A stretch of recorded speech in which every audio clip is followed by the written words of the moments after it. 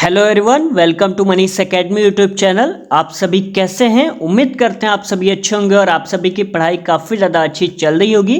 तो आज है 30 दिसंबर और सुबह के बज रहे हैं 6। तो आप सभी को सबसे पहले प्यार भरा गुड मॉर्निंग और कॉपी और पेन साथ में लेके बैठ जाइएगा, क्योंकि आज हम कुछ नया पढ़ने वाले हैं, यानी नया चैप्टर स्टार्ट करने वाले हैं जिसका नाम है होमोफोन्स। ठीक है ना। इसमें टॉप 50 आपको क्वेश्चन कराए जाएंगे और क्वेश्चन एग्जाम में कैसे आते हैं इसके बारे में भी मैं आपको बताऊंगा। और इसकी लगभग 3 से 4 क्लासेस आपको प्रोवाइड की जाएगी, जिसमें आपको टोटल 50 क्वेश्चन कराए जाएंगे।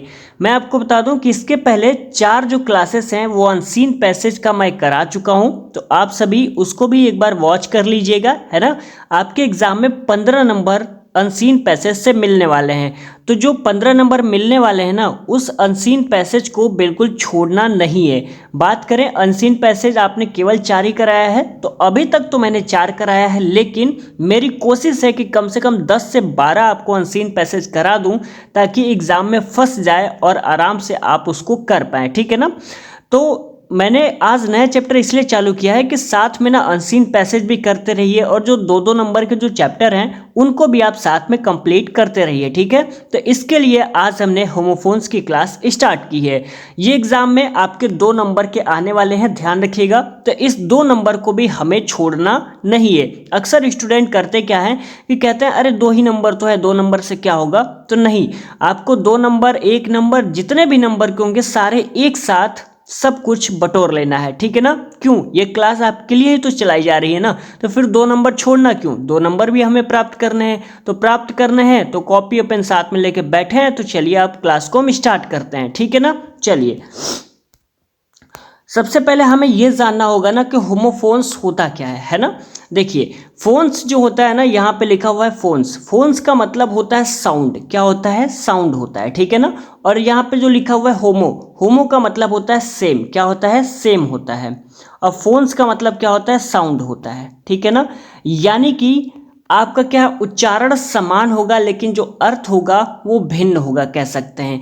जब भी आप, जैसे यहाँ पे मैं लिखता हूँ सन, यहाँ पे मैं लिखता हूँ सन और एक यहाँ पे लिखता हूँ सन, इसकी जो साउंड है ना बेटा, दोनों एक जैसी है, यानी सेम लग रहा है ना। सन, SON सन और SUN सन, साउंड कैसा? एक जैसा है। लेकिन मीनिंग इनके देखिए, एक में मीनिंग है ओ और एक में मीनिंग है यू। मीनिंग इसका क्या है? अलग है। लेकिन जब इसका अर्थ निकालेंगे तो भी अलग होगा, क्योंकि सन मतलब होता है बेटा यानी पुत्र, और सन मतलब होता है सूरज। ठीक है ना। कुछ बात आपको समझ में आई? जब भी यहाँ पे 2 आपको मीनिंग दी जाएगी तो क्या है, उसके जो साउंड होंगे ना वो एक जैसे निकलेंगे, लेकिन स्पेलिंग में कुछ कह सकते हैं बदलाव होगा, और उसका जो हिंदी होगा वो भी क्या है, थोड़ा सा चेंज होगा। ठीक है ना। तो इस बात को आप सभी ध्यान रखिएगा। और एक बात, क्लास को जब भी आप देखते हैं ना, तो एक चीज पढ़ ले लीजिएगा कि हमें क्लास में ही याद हो जाना चाहिए, क्लास में ही समझ में आ जाना चाहिए, है ना। क्योंकि आपके पास क्या है, ज़्यादा समय बचा नहीं है कि आप क्या करेंगे, दोबारा क्लास को उठाएंगे, बहुत अच्छे से रिवीजन करेंगे। ऐसा आपके पास समय नहीं है, क्योंकि आपके पास बहुत सारे सब्जेक्ट हैं, है ना। फिजिक्स, केमिस्ट्री, बायोलॉजी, मैथ, बहुत सारे सब्जेक्ट हैं। तो सारे सब्जेक्ट कैसे एक साथ कवर कर पाएंगे? तो ग्रामर थोड़ा सा कह सकते हैं इजी है। तो आप इसको क्या करिए, क्लास में ऐसे बैठिए कि आपको पूरी तरीके से याद हो जाए, आपको पूरी तरह से समझ में आ जाए। ऐसे इस क्लास को किया करिए, ताकि आप 15 मिनट 20 मिनट निकाल के आराम से रिवीजन कर लें, ज़्यादा आपको समय नहीं लगे। इस बात को कहीं दिमाग में फिट कर लीजिएगा, है ना। ये मैं आपको बात जानबूझ के बोल रहा हूँ, क्योंकि मैंने याद करके रखा था कि इस वाले बात को जरूर बोलना है आपको। क्योंकि बच्चे क्या करते हैं, अरे कर लेते हैं क्लास को, बाद में कभी फिर से रिवीजन कर लेंगे। तो बेटा समय है नहीं रिवीजन करने का, तो आप सभी ध्यान रखिएगा। ठीक है ना। चलिए, अब आपको पता लग गया ना होमोफोन्स क्या होता है। फोन्स का मतलब क्या होता है? साउंड। और होमो का मतलब होता है सेम, यानी कि सेम साउंड होगा, लेकिन उसकी जो स्पेलिंग है वो थोड़ी सी चेंज होगी। और क्या है, उसका जो अर्थ है, यानी कि हिंदी में जो उसका अनुवाद है वो भी क्या है, चेंज होगा। जैसे यहाँ पे लिखा हुआ है एक्सेप्ट और एक्सेप्ट, दोनों एक जैसा साउंड कर रहा है, एक्सेप्ट और एक्सेप्ट, लेकिन दोनों की क्या हिंदी अलग अलग है और स्पेलिंग अलग अलग है। यहाँ पे ACCPET लिखा हुआ है, यहाँ पे EXCEPT लिखा हुआ है। इसका मतलब होता है स्वीकार करना और इसका मतलब होता है सिवाय। और एक बात ध्यान रखिएगा, होमोफोन्स बहुत सारे स्टूडेंट को थोड़ा सा डिफिकल्ट लगता है, क्योंकि यहाँ पे ना आपको बना कर लिखना पड़ेगा, है ना, अपने तरीके से बना के लिखना पड़ेगा।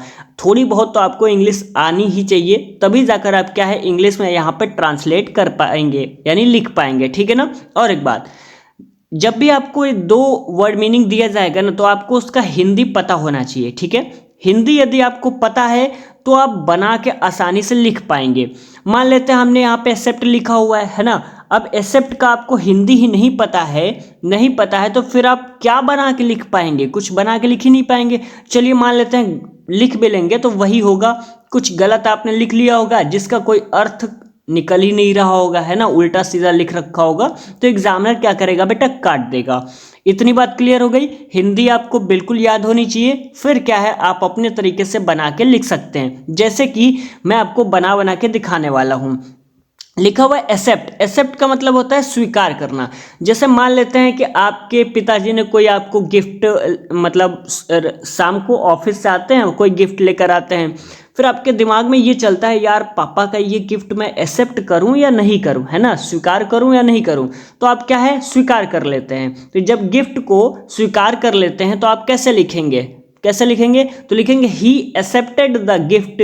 या तो कोई प्रपोजल आपके पास लाया गया है ना, तो आप सोच रहे हैं कि इस प्रपोजल को मैं एक्सेप्ट करूं या नहीं करूं, तो आप कैसे उसको लिखेंगे, तो लिखेंगे ही एक्सेप्टेड द प्रपोजल। तो हम चलिए लिख लेते हैं ही एक्सेप्टेड द प्रपोजल। इसको आप सभी ना खुद से बना के भी लिख सकते हैं, कोई दिक्कत वाली बात नहीं है, ठीक है ना। SAL, कुछ आपको बात समझ में आई। इसको आप सभी खुद से भी बना के क्या कर सकते हैं, लिख सकते हैं। दूसरा लिखा हुआ है एक्सेप्ट। एक्सेप्ट का मतलब होता है सिवाय, या तो के अलावा या तो छोड़कर, ठीक है ना, ध्यान रखिएगा। एक्सेप्ट मतलब क्या होता है, एक्सेप्ट मतलब क्या होता है, छोड़कर। जैसे मान लिया मैं कहता हूं आप मॉल में गए, है ना, मॉल में बहुत सारे कपड़े लगे हुए हैं, तो आपको कोई एक कपड़ा नजर आ रहा है, तो आप क्या कहेंगे, यार इस कपड़े के अलावा ना मुझे कोई और कपड़ा देखना है ना, इस कपड़े के अलावा मुझे कोई और कपड़े दिखाइए आप, है ना। या तो एक्सेप्ट का मतलब मैंने क्या बताया, सिवाय, तो आप कहते हैं यार इसके सिवाय कुछ और होता ना तो मज़ा आ जाता। जैसे मान लेते हैं आपके टेबल पे चाय रखा हुआ है, तो आप कहेंगे मतलब इसके अलावा नमकीन या बिस्किट होता तो भी बहुत ज़्यादा मज़ा आ जाता, है ना। और मैंने क्या बताया, एक्सेप्ट का मतलब मैंने क्या बताया, छोड़कर। तो आप कहेंगे यार चाय को छोड़कर ना मुझे क्या है, कॉफ़ी पसंद है ना। तो ये सारी चीज़ें आपके दिमाग में जब आती हैं तो इसको हमें बना के लिखना होगा। कैसे, तो चलिए बना के लिखते हैं। पहले तो इसका मैं आपको हिंदी बता दूं। मैंने बोला सिवाय होगा, सिवाय के मैं अलावा मैंने क्या बोला, के अलावा होगा, के अलावा के बाद क्या होगा, छोड़कर। यानी ये तीनों में से कोई एक आप याद रखिए, ठीक है, सिवाय या तो के अलावा या तो छोड़कर। और तीनों को मैंने समझा दिया। जब भी आप मॉल में जाते हैं तो कहते हैं यार ये कपड़ा के अलावा कोई और कपड़ा दिखा दीजिए, है ना, मुझे चाय को छोड़कर कॉफ़ी पसंद है, इसके सिवाय कुछ और होता तो अच्छा लगता। ये सारी चीज़ें आप बोलते होंगे ना, तो उसको हम लिख लेते हैं। कैसे लिखेंगे, except tea, I like coffee, यानी कि मुझे चाय छोड़कर क्या पसंद है, कॉफ़ी पसंद है। टी के साथ में एक्सेप्ट लगा हुआ है, यानी कि टी हमें क्या है, पसंद नहीं है, यानी कि उसको छोड़कर हमें क्या पसंद है, कॉफ़ी पसंद है, ठीक है ना। और एक बात, आपके जो विद्या में लिखा हुआ है आप उसको लिखना चाहते हैं तो लिखिए, कोई दिक्कत नहीं है। लेकिन मेरी कोशिश ये है कि आपको कितना छोटा से छोटा वर्ड लिखवा दिया जाए ताकि आपको आसानी हो एग्जाम में लिखने में। जिस बच्चे को थोड़ी दिक्कत है इंग्लिश बनाने में उसको थोड़ी आसानी हो, इसलिए मैं छोटा छोटा यहाँ पे वर्ड लिख रहा हूँ, है ना। Except tea, I like coffee. यदि आप नहीं बना पा रहे तो इसको याद कर लीजिएगा, आपका काम हो जाएगा, ठीक है, क्लियर। चलिए आगे बढ़ते हैं। दूसरा लिखा हुआ अल्टर। अल्टर का मतलब होता है पूजा स्थल, और एक होता है अल्टर। अल्टर का मतलब होता है बदलना, ठीक है। यहाँ पे 2 वर्ड दिया गया है, एक होता है अल्टर, अल्टर का मतलब पूजा स्थल, और एक अल्टर का मतलब होता है बदलना, जिसको हम चेंज बोलते हैं। तो सबसे पहला ऊपर वाला देखते हैं, ठीक है ना। तो अल्टर मतलब पूजा स्थल, तो इसको कह सकते हैं हमारे घर में क्या है, एक पूजा स्थल है, हमारे घर में एक पूजा स्थल है। या कह सकते हैं कि मतलब मंदिर में एक पूजा स्थल है, तो हम इसको कैसे लिखेंगे? तो अपने तरीके से आप बना के लिख पाते हैं तो ठीक है, वरना विद्या से याद कर लीजिए, या तो जो मैं लिखवा रहा हूं उसको आप सभी ध्यान रखिएगा, ठीक है ना। तो बहुत सारे ऑप्शन है, चाहे जैसे आप लिख सकते हैं। पूजा स्थल तो हम लिखते हैं I have alter, I have a alter in my temple, in my temple, ठीक है ना। यानी कि मेरे मंदिर में क्या है, एक पूजा स्थल है, ठीक है ना। अल्टर का मतलब होता है बदलना, ठीक है। जैसे मान लेते हैं कोई आप प्लान बनाते हैं, ठीक है, जैसे अभी 1 तारीख आ रहा है तो बहुत सारे लोगों ने प्लान बनाया होगा कि हम इस चीज़ की पार्टी करेंगे, लेकिन जब 1 तारीख आता है तो कहते हैं यार इस चीज़ की पार्टी नहीं, किसी और चीज़ की पार्टी और कहीं और पर करते हैं, है ना। यानी कि अपना जो प्लान है वो क्या करते हैं, चेंज कर देते हैं। तो इसको हम कैसे लिख सकते हैं, हम लिखेंगे we must alter our plan, यानी हमें अपने प्लान को बदलना चाहिए, ठीक है ना। देखिए ये सारे जो प्लान है ना, प्लान से मतलब जो मैं बना के लिख रहा हूँ वो मेरे दिमाग में आ रहा है, लेकिन आपके दिमाग में क्या आ रहा है उसके अनुसार आप खुद से भी बना के लिख सकते हैं। ये बार बार मैं बता रहा हूँ क्योंकि आपको पता होना चाहिए, ऐसा नहीं है कि जो सर लिख रहे हैं वही लिखते हैं, ठीक है ना। नहीं लिख पा रहे हैं तो लिख लीजिएगा, कोई दिक्कत नहीं है। तो अल्टर मतलब मैंने क्या बताया, बदलना यानी कि चेंज। तो क्या है, हमें अपने जो प्लान है उसको बदलना चाहिए। तो इसको मैं लिख सकता हूं we must alter our plan. और एक बात ध्यान रखिएगा, जब भी ये सारे वर्ड आपको लिखे हुए मिलेंगे ना, तो जब भी आप बना के कुछ लिखिएगा तो ये वाले वर्ड आपको बीच में कहीं ना कहीं रखना जरूर पड़ेगा। इसको आप नहीं रखेंगे तो थोड़ी सी समस्या हो सकती है, लेकिन कोशिश करिएगा कि इसको कहीं ना कहीं बीच में जरूर लिखिएगा, क्योंकि मैंने अभी तक 2 क्वेश्चन कराया, दोनों में सेम वर्ड को मैंने रखा है। जैसे यहाँ पे अल्टर लिखा हुआ है ALTAR, तो आपको दिख रहा है ALTER, यहाँ पे मैंने उसको लिखा हुआ है, तो ये जरूर कोशिश करिएगा, ठीक है ना। चलिए आगे बढ़ते हैं। तीसरा लिखा हुआ एडप्ट। एडप्ट का मतलब होता है निपुण। एक होता है एडॉप्ट। एडॉप्ट का मतलब होता है गोद लेना, और एक होता है एडप्ट। एडप्ट मतलब होता है ढलना। देखिए तीनों के साउंड ना लगभग एक जैसे निकल रहे हैं, बस थोड़ा थोड़ा अंतर है ना। एडप्ट, एडप्ट का मतलब होता है निपुण, यानी कि एक्सपर्ट कह सकते हैं, स्किलफुल कह सकते हैं, किसी काम को लेकर बहुत ज़्यादा क्या है वो एक्सपर्ट है। यानी होता नहीं, कोई आपके घर में ही मान लीजिए भाई बहन है, तो कोई बोर्ड वोर्ड खराब हो जाता है तो बहुत अच्छे तरीके से वो बना लेते हैं, लेकिन आप नहीं बना पाते हैं, फिर आप क्या कहते हैं ये कितना एक्सपर्ट है यार, है ना, बोर्ड बनाने में। दूसरा लिखा हुआ एडॉप्ट। एडॉप्ट का मतलब होता है गोद लेना, ठीक है। जैसे आप किसी अनाथ बच्चा है तो उसको आप क्या करते हैं, गोद ले लेते हैं, है ना।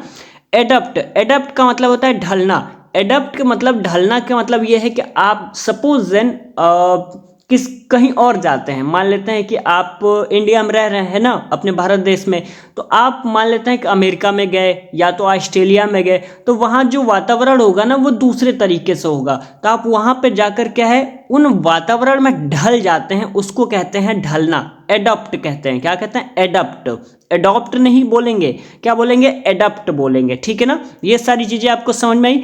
एडप्ट, एडप्ट का मतलब होता है निपुण, यानी कि एक्सपर्ट कह सकते हैं। तो हम इसको कैसे लिखेंगे, कह सकते हैं कि वह क्या है, पियानो बजाने में क्या है, बहुत ज़्यादा एक्सपर्ट है। एक्सपर्ट मतलब एडप्ट है, लिख सकते हैं ना, वह पियानो बजाने में बहुत ज़्यादा एक्सपर्ट है, या वह क्रिकेट खेलने में बहुत ज़्यादा एक्सपर्ट है ना, वह बोर्ड को बनाने में बहुत ज़्यादा एक्सपर्ट है। यानी अपने तरीके से जो मन में आए वो उसको बना के लिखिए। एडॉप्ट का मतलब होता है गोद लेना, तो हम क्या, we should adopt a baby, हमें क्या है एक बेबी को एडॉप्ट करना चाहिए, है ना।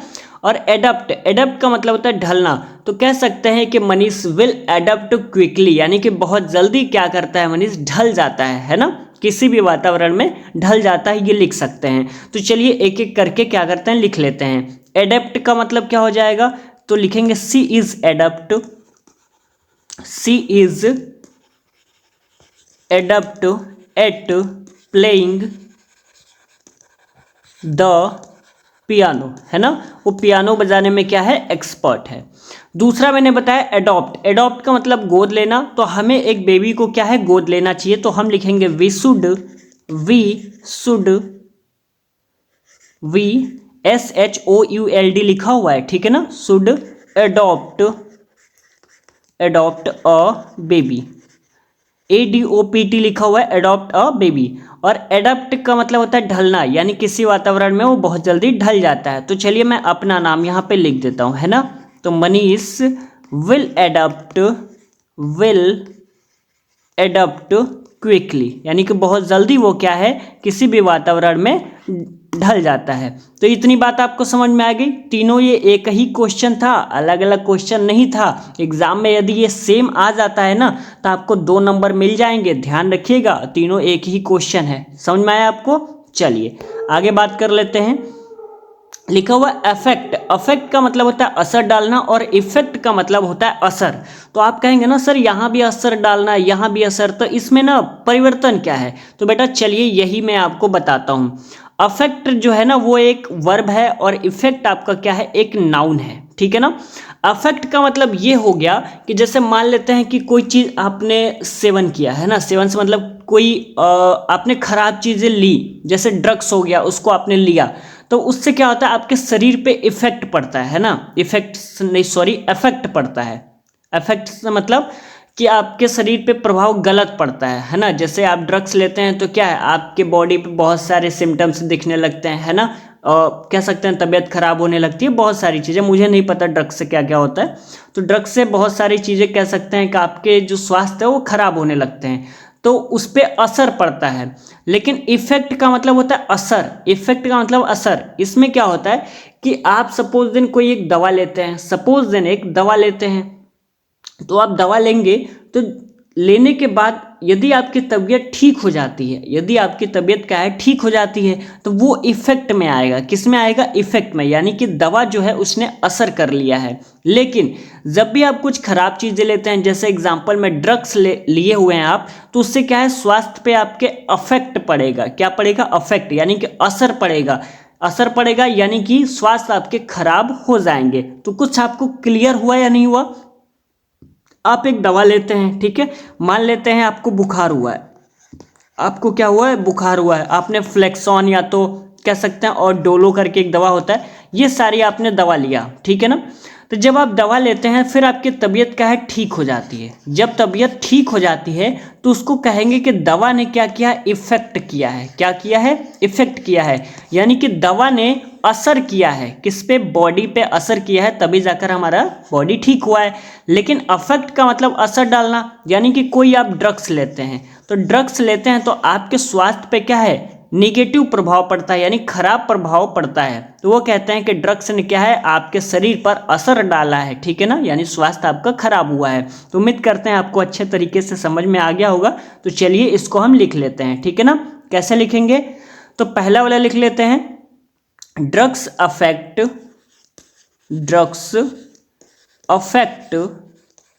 आवर हेल्थ,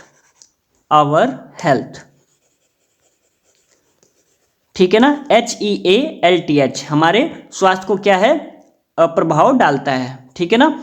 इफेक्ट का कैसे लिखेंगे? Good habits have no side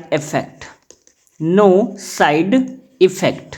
इसको आप सभी अपने तरीके से भी बना के लिख सकते हैं, यानी अच्छी आदतों क्या है, अच्छी आदतों के क्या होता है, कोई भी इफेक्ट नहीं होता है, ठीक है ना। चलिए आगे बढ़ लेते हैं। पांचवा कह रहा है अपोजिट, इसका मतलब होता है के अनुसार, एक होता है अपोजिट, इसका मतलब होता है के विरुद्ध, ठीक है ना। अपोजिट का मतलब होता है के अनुसार और अपोजिट का मतलब होता है के विरुद्ध। अपोजिट तो आप सभी को पता है, जैसे फास्ट का अपोजिट स्लो होता है ना। जैसे मान लेते हैं कि कोई आप, मान लेते हैं आप हैं, आप कोई बात कर रहे हैं और बी जो शख्स है वो आपकी बातों से सहमत नहीं है ना। और ए क्या है, वो इसकी बातों से सहमत नहीं है, यानी एक दूसरे की बातों से आप सहमत नहीं है, तो इसका मतलब कह सकते हैं ना आप एक दूसरे के विरुद्ध हैं, तो वो आपके क्या हो जाएंगे, अपोजिट हो जाएगा। और अपोजिट का मतलब होता है के अनुसार। कह सकते हैं कि मैं जो भी डिस्कशन कर रहा हूं वो क्या है, आपके सिलेबस के अनुसार ही डिस्कशन कर रहा हूं ना। जैसे मैं आपको पढ़ा रहा हूं, ठीक है, तो अभी मैं जो भी पढ़ा रहा हूं, आप क्या पढ़ा रहा हूं, होमोफोन्स पढ़ा रहा हूं ना, तो होमोफोन्स आपके सिलेबस के अनुसार ही है या नहीं है, तो आप कहेंगे सर सिलेबस के अनुसार है। लेकिन यदि यही हम फिजिक्स पढ़ा रहे होते, है ना, तो आप क्या कहते, सर ये तो आप गलत कर रहे हैं ना, विरुद्ध है, ये क्या है, इंग्लिश के विरुद्ध है, क्योंकि पढ़ाना आपको क्या चाहिए, इंग्लिश, लेकिन आप क्या पढ़ा रहे हैं, फिजिक्स, तो ये गलत हो जाएगा। लेकिन हम पढ़ा रहे हैं इंग्लिश, और इंग्लिश में क्या पढ़ा रहे हैं, होमोफोन्स, तो ये तो सिलेबस के अनुसार है, तो ये आपका किस में आएगा, अपोजिट में आएगा, ठीक है ना। तो चलिए इसको हम कैसे बना के लिखेंगे, तो इसको लिखेंगे योर थॉट्स, इसका लिख रहे हैं, ठीक है ना, your thoughts are opposite to the present discussion, ठीक है, डिस्कशन, यानी कह सकते हैं जो आपके विचार हैं वह क्या है, वर्तमान चर्चा के अनुसार ही हैं, ऐसे आप कह सकते हैं, आपके जो विचार हैं वो प्रेजेंट टाइम में जो चर्चा हो रहा है उसके अनुसार ही है, ठीक है ना। अपोजिट, ये तो बहुत ईजी है, इसको लिख सकते हैं, fast is the opposite of slow, fast is the opposite of slow. बताइए कितना इजी था, कुछ भी कठिन था क्या।